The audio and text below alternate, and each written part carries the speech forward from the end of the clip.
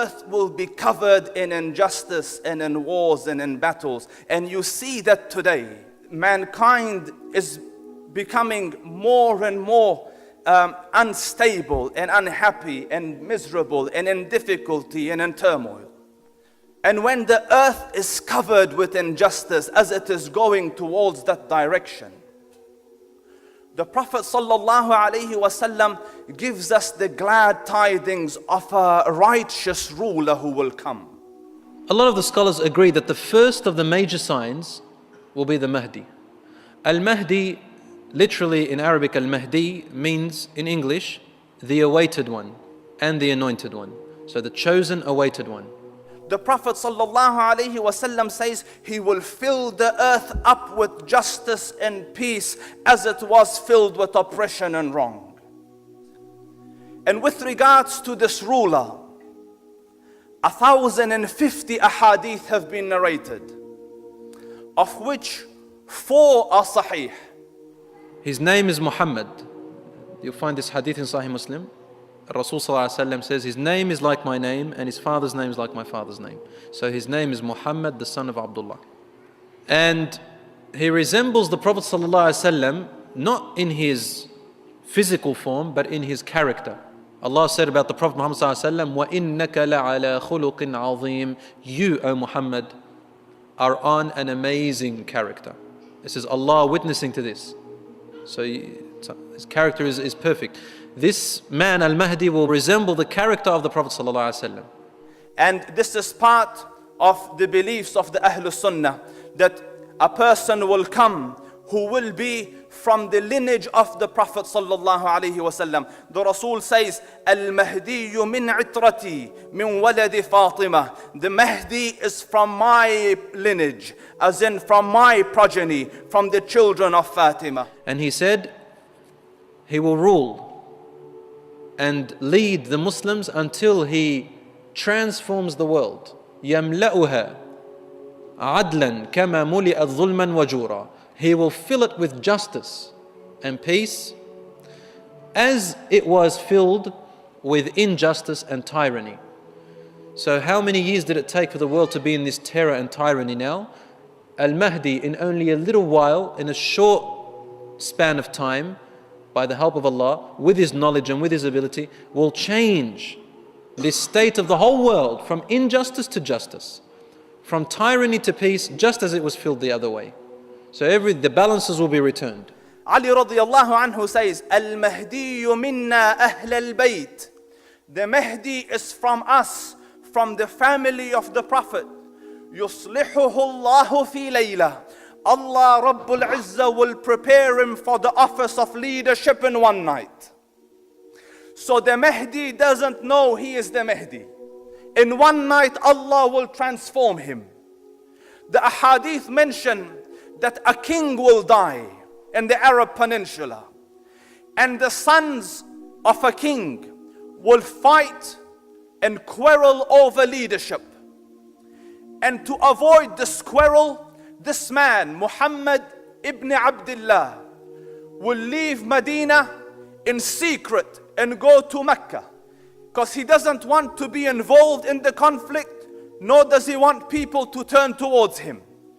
So when he goes to Mecca, his aim is to avoid getting tangled up in this leadership struggle. Yet people follow him from Medina into Mecca, and they find him and they take him out. And they bring him to the Kaaba. And there they will make bay'ah to him when he doesn't want it. And as soon as they have pledged allegiance, 2 things will happen. Number 1, an army will march out from Syria to attack this progeny of the Rasul. And the Prophet ﷺ, listen carefully, is in the house of Aisha radiyallahu anha, and he is asleep. And in his sleep he starts to move. He looks uncomfortable. He's displaying what he's never displayed before. Discomfort in sleep to the extent that he's moving. Then he got up. So she said, Ya Rasulullah, I have seen you do what you normally do not do. So the Prophet ﷺ said, strange, is the situation. An army will come from Syria, from my ummah, seeking a man from my progeny to attack him. So the first people in Mahdi will fight are Arabs who are under the banner of Islam, but they've erred, gone wrong. As they are approaching, a group of them, Allah subhanahu wa ta'ala makes the earth swallow them. They all die. One person or a couple of people will be left just to tell the tale. So when this happens, realize that this is the one. And the people that realize it, initially, or the first batch that go towards him, the black flags will rise from the areas of Afghanistan. And the flags will come towards him. And they will traverse through the land until they come in help of the Mahdi. The other signs of Al-Mahdi, Rasulullah said, he will turn and fight an army that will also prepare an army against him in Al-Furs, Bilad Al-Furs, in Persia.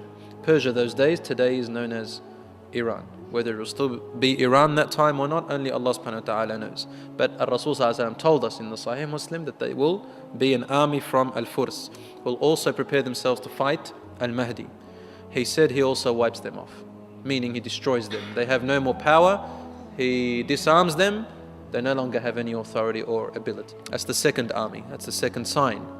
So the age of the Mahdi is an age of intense struggle. The Muslims will come and the other side, its opposition, will come to face it. And the opposition is so huge. 80 banners, 80 different flags. Under each flag will be 14,000 men. He says this whole batch will fight. He goes, he called it Al-Malhamatul Kubra. The Prophet ﷺ called it Al-Malhamatul Kubra. And a lot of the scholars say Al-Mahdi will be leading this. Al-Malhamatul Kubra, the gigantic war, the gigantic combat. وحتى لا ترى الطائر الذي يطير على لا ترى الطائر يقع من السماء من شدة الحرب. You will see the flying object or the birds or whatever is flying on the outskirts of this war. It's got nothing to do with the war. It'll drop from the sky. It'll drop. And some scholars look at it, and you can probably analyze it as being atomical warfare. Gases that make birds and objects in the sky fall. This is the hadith of Prophet ﷺ. And when the two sides meet and the Muslims see this, a third of them will run away. And the Prophet ﷺ says, Allah will never accept their repentance ever. Because running away reduces and destroys the morale of everyone standing. So then the campaign starts and the battle is hot and it's intense, and a third of the Muslims will die and a third will be victorious. Just a third will be victorious, and they will be there on the battlefield collecting the remnants and the booty of war. And the hadith says, from one tribe, 99 have died and one person is left. If a family had 100 members in it, for example, there'll only be one of them alive. The rest are all dead. He says, فَبِأَيِّ غَنِيمَةٍ يُفْرَحْ. He goes, on that day, Muslims will not rejoice over any booty. Because what mirath is there going to be? He said, what inheritance can be given out? The families are all dead. The majority of people are dead. That's how fierce it is. He was saying, like, if a family had 100, one of them will remain living. So why will he be happy? And what kind of inheritance is going to look forward to giving? So the whole world has gone out of our hearts. That's what it means. There's no more clinging to the dunya at all. The only thing you look for is the hereafter. You want to meet your family in the hereafter. That's all it really is.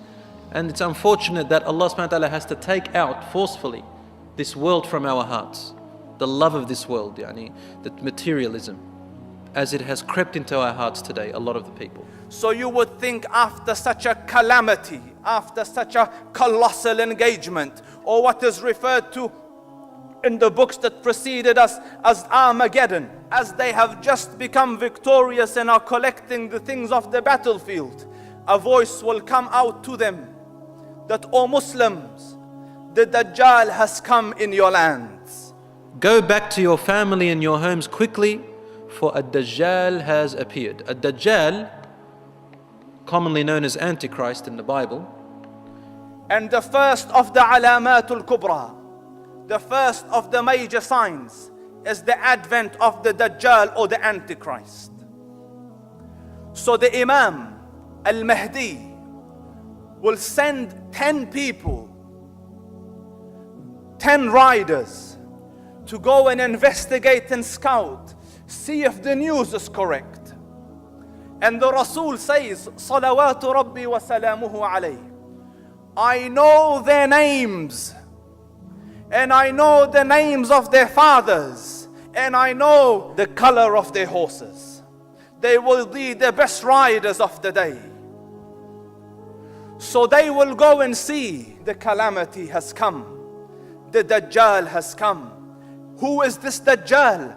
The first of the big signs of Qiyamah. And understand, when the signs, the major signs are unleashed, they will follow each other like beads on a necklace.